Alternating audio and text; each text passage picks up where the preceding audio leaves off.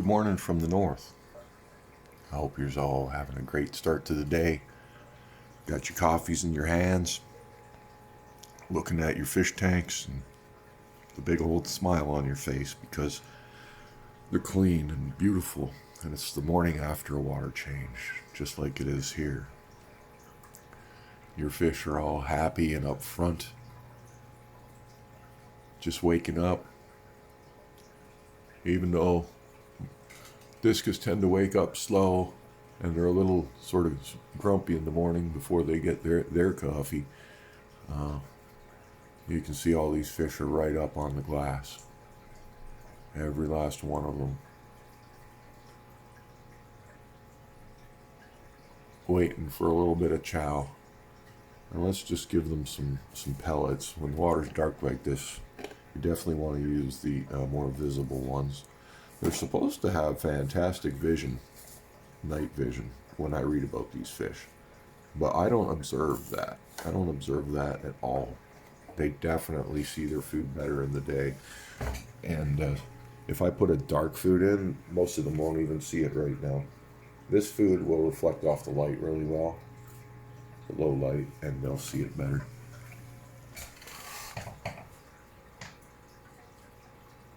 The camera's not even seeing it very well, you know what I'm saying? But this one shows up. If I drop the other stuff in, the camera wouldn't see it either. And that's just for some basic kibble, you know what I mean? They're almost acting like it's bloodworms. And I feed my fish every 2 hours. But for this video topic, I'd like to discuss, or openly think about the concept of multi-tank syndrome. Is it a thing? Is it real? I mean, there's definitely people with many tanks, and if you're a fish keeper and you like the hobby, what drives multi-tank syndrome? I think there's a few different things at play. The first thing is, for example, I want to keep Discus, right? So I have to build a Discus tank. And I have to put the limited types of fish in with the Discus that A, the fish can tolerate the heat, B, the fish isn't too aggressive or fast moving, because that can upset Discus. Even these Congo tetras, a lot of people will say it's a bad mix to put Congo tetras with Discus, but I don't think they're really any different than the other tetras. They move the same as a rummy nose would. So, but they can be quick and get startled easy. And again, I don't see the rummy nose behaving any different. But a lot of, if you're looking up what fish to put with Discus, Congo tetra is not one of them. I don't know why. They want the same water and everything. I think they're a good match. But maybe when mine get older, I'll learn why. Maybe they get aggressive. And I haven't seen any of that. But who knows? But really what drives multi-tank syndrome is sometimes you want to keep more than one kind of fish. And that means you got to get extra tanks. And then if you want serious variety, then you're going to have a few tanks at least. You're going to have an African cichlid tank. You're going to have maybe a Discus tank. You're going to have an Oscar tank, and so on. If you want piranhas, well, that's another tank. If you think flower horns are cool, well, there's a tank for every single flower horn. And there's many reasons why I think people have lots of tanks. And then you factor in the whole YouTube thing, right? So on YouTube, you're going to see people with lots of tanks. But the driving force for many of those individuals is they want to look like the next big aquarium guy, right? So, and to do that, you got to have 100 tanks in your house, or else you're just a little aquarium guy. That's the perception I think people have, and I think that's what's driving MTS on YouTube. They want to look like the guy with 1,000 tanks. But there's nothing really smart about having 1,000 tanks. You know, it's... and let's get into the reasons why. Now, I'm definitely running a handful of tanks. These are my... these were designed to be breeding stations on this rack here. But I'm mainly using them as hospital tanks. I will use them as breeding stations if I can get them. I got to put UV in these tanks before I can do that. That's pretty much it. And they might work. They won't work like this because the water volume's too small for Discus babies to live. They'll be dead in a week in this tank without UV taking the bacteria out of the water. So that's where I'm at right now. So anyway, and that means I got to build more tanks, bigger tanks to deal. So I'm going to obviously keep these running, and then I'm going to have 2 more running that are bigger to replace these, and then I'm going to have UV going through them to deal with the problem that I discovered trying this, you know. So, but, you know, and then I have other tanks downstairs. We'll take a look at those. Maybe I have multi-tank syndrome, but I don't think so. I mean, I could easily be in denial, right? Like, maybe, you know, because I do have multiple tanks, but I only have a handful of active tanks. And I won't make them active unless I can equip them right. So, you know, I literally have... what, the Discus tank number 1 with fish in it. This is tank number 2 with fish in it. This is tank number 3 with fish in it. And then these 2 tanks almost have no fish in it because they've only got a breeding pair of very small fish in each 75 gallon. It's overkill. It's kind of unnecessary, but it is what it is. And I built all this stuff down here with Discus in mind. I'm actually, in the future, these tanks will all have Discus in them. They're not going to have these fish in them. These fish are meant... I'm going to build a plywood tank, and all the fish that are in this basement are going into the plywood tank. Pretty much all of them. And so these tanks are all linked together. They all share the water. You know, I had some fun with it. I made the best environment I could for my fish with the equipment I have. Now, I have just as many tanks that are not being used. Probably more tanks not being used than are being used. I have plans for them, but I won't use them until I can equip them properly. Okay? Now, a lot of people would say this tank is already properly equipped. Look at this. I got a sponge filter. Normally, that's enough for some people. They'll fill their house up with tanks. They'll buy a $5 sponge filter like this. They'll put 1 sponge filter in each tank, hook it up to an air hose, and call it a day. And they think that's all they need. The truth is, sponge filters, they're okay, but the air-driven sponge filters like this, they'll support an empty tank. They're not going to support a tank with any manner of bioload. And why are they shitty? Because they clog fast. And depending on one device, an air pump to operate your equipment is a recipe for disaster.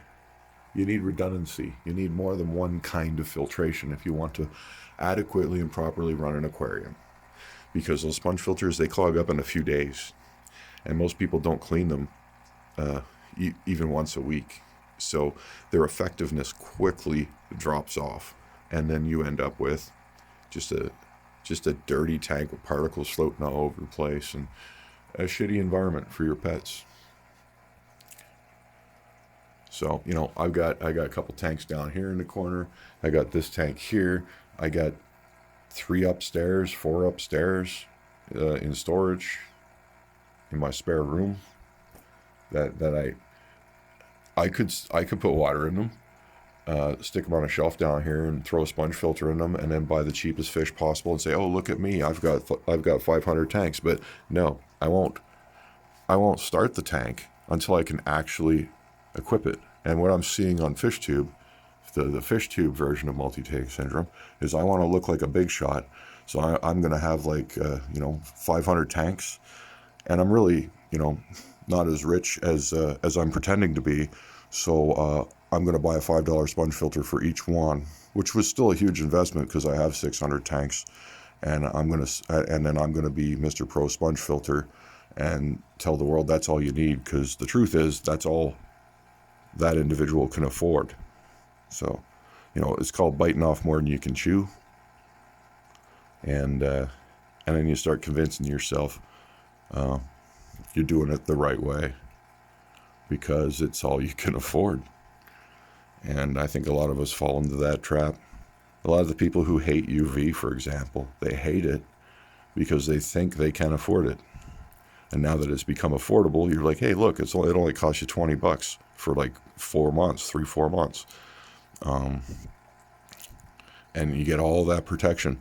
And they'll come back and, UV sucks, and just stick with their hardcore beliefs that they developed because they were angry they couldn't spend $1,000 on a unit. Because that's what it used to cost. Now you can do it for $20. But their mentality can't switch because they're locked in. They lock themselves into a mode, and they can't do something that's obviously good for their tanks.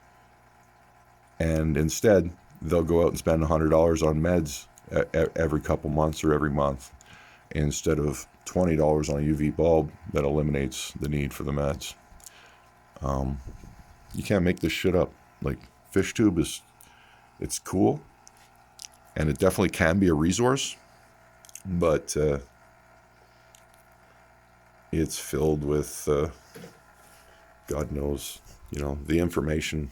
It's all over the place. The people are all over the place. One minute they're your friend, the next minute they're stabbing you in the back. It feels like high school. And normally when a place, even if I have it like all throughout my life when I work, if I got into a work environment and everybody was like behaving like fucking high schoolers, I'd go find another job, because it's just that it's a toxic place to be. It's just a toxic place to be, and I don't want to be there. So how should we define multi-tank syndrome? I think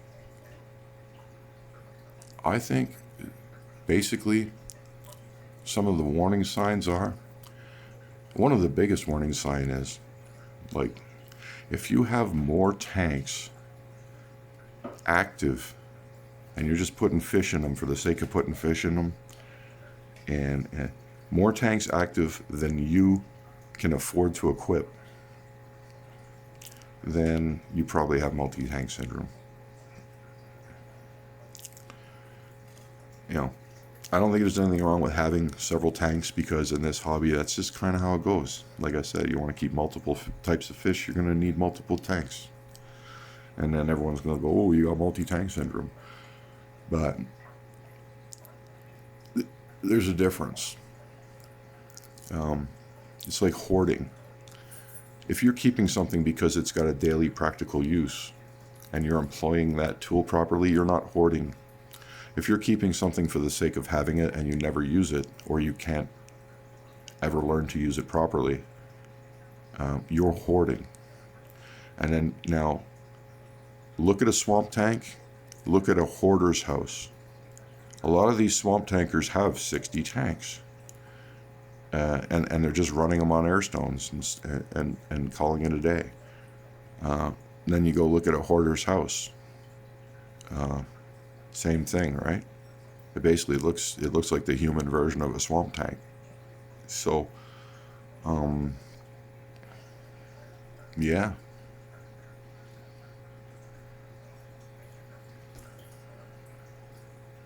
I don't know. Multi-tank syndrome.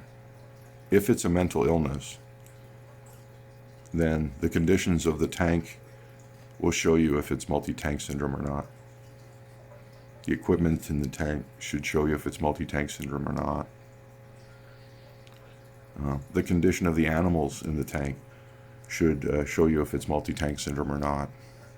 Because if those fish are just in there for the sake of having lots of tanks and their health really doesn't matter. Another sign for, say, a fish tuber that's doing it for the sake of fish tube, hoarding tanks for the sake of looking like a big shot on YouTube. In short, they're never going to show you their tanks. When I make my videos, for example, my camera 98 to 99% of the time is going to show you my tanks, because I'm not here for me.